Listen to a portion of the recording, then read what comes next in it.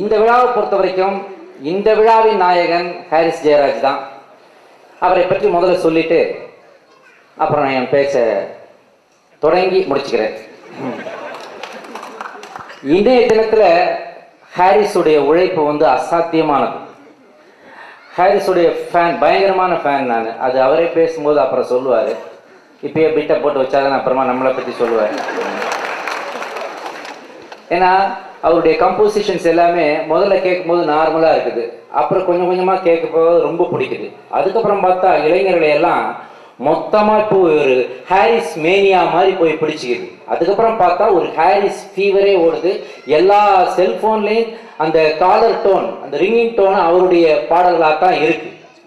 So அந்த அளவுக்கு வந்து இன்னைக்கு அவர் இளைஞர்களை போய் அடைந்திருக்கிறார்.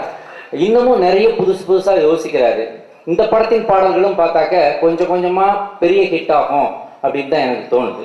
உதயநிதி சாரை பற்றி சொல்லணும். இந்த படத்துடைய ப்ரொடியூசர். நான் ஏற்கனவே ஒரு மேடையில் சொன்னேன், எல்லாரும் ஆசை காட்டுவாங்க, அழகாக இருக்கீங்க, ஹீரோவாக நடிக்க வாங்க, முடிஞ்சால் சூர்யா மாதிரி 6 பேக்ஸ் ட்ரை பண்ணுங்க, அதெல்லாம் ட்ரை பண்ணுங்க. பட் எங்களுக்கு ஒரு நல்ல ப்ரொடியூசர் கிடைச்சிருக்காரு. அந்த ப்ரொடியூசரை நடிகராக்கி எங்களை எல்லாம் தவிக்க விட்டுறாதீங்கிறத தான் நான் இந்த இடத்துல சொல்ல விரும்புகிறேன். இந்த படத்துலேயே கூட ஒரு கேரக்டர் நடிச்சிருக்காரு போல இருக்கு, சஸ்பென்ஸில் வச்சுருக்காங்க. அப்புறம் ஹீரோ 6 பேக்ஸ் வைங்க. ஒரு ஜென்ரலாக இங்கே யாராவது சினிமா சம்மந்தப்பட்ட ஹீரோயின்ஸு யாராவது வந்திருப்பாங்க, அவங்க மதர் வந்திருப்பாங்க, யாராவது வந்திருப்பாங்கன்னு வைங்களேன், நயன்தாரா வகையராக்கள் வந்திருப்பாங்க, நிறைய கேர்ள்ஸ். இப்போ எல்லாம் ஜீரோ ஃபிகர்ங்கிறாங்க. என்ன ஜீரோ ஃபிகர் தானே இருக்கணும், அது எப்படி ஜீரோ பார்க்குறது? அது ஆக எல்லாருமே வந்து இப்போ ஹீரோஸ் வந்து 6 பேக் வைக்கிறாங்க, ஓகே நல்லா இருக்குது. ஹீரோயின்ஸ்லாம் 6 பேக் ட்ரை பண்ணுறாங்க, அது ரொம்ப கண்ணமெல்லாம் ஓன்னு ஆயிடுது. நம்ம பசங்களுக்கெல்லாம் கொழுன்னு இருந்தாதான் பிடிக்கும். ஒரு கிரிப்பு வேணும்னு நினைப்பாங்க. ஸோ ரொம்ப மெலிஞ்சிட்டா அது ஒரு மாதிரி வீக்காக ஃபீல் பண்ணுவாங்க நம்ம பசங்க. அதுதான் இந்த டவுன் சவுத் வரைக்கும். சசிகுமாரே பாருங்க, என்னதான் புதுமுகங்களை போட்டாலும் ஹீரோயின் லட்டு மாதிரி பிடிக்கிறார். அதுவும் நல்லா கொழுன்னு இருக்கிற மாதிரி பார்த்துப்பார்.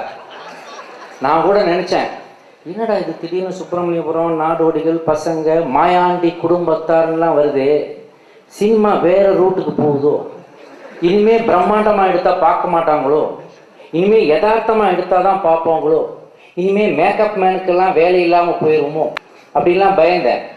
ஆனா இந்த படத்தை பார்க்கும் பொழுது எப்படி இருந்தாலும் புதிய விஷயங்களை வரவேற்கின்ற அதே தமிழ் ரசிகர்கள் இது போன்ற பிரம்மாண்டங்களுக்கும் மிகப்பெரிய வரவேற்பு கொடுப்பார்கள் என்பது இவருடைய கடின உழைப்பை பார்க்கும் பொழுது எனக்கு தெரிந்தது. இப்படி சொல்லும் போதுதான் கை தட்டணும். ஏன்னா இது வந்து அப்புறமா டிவியில் போகும், ஒரு எபிசோடு போகும், அப்போ பேசும்போது அந்த ஃபீட்பேக் வந்தால் தான் பார்க்குறவங்களுக்கு நல்லா இருக்கும். அங்கே கட் பண்ணி ஆடு போடுவோம்.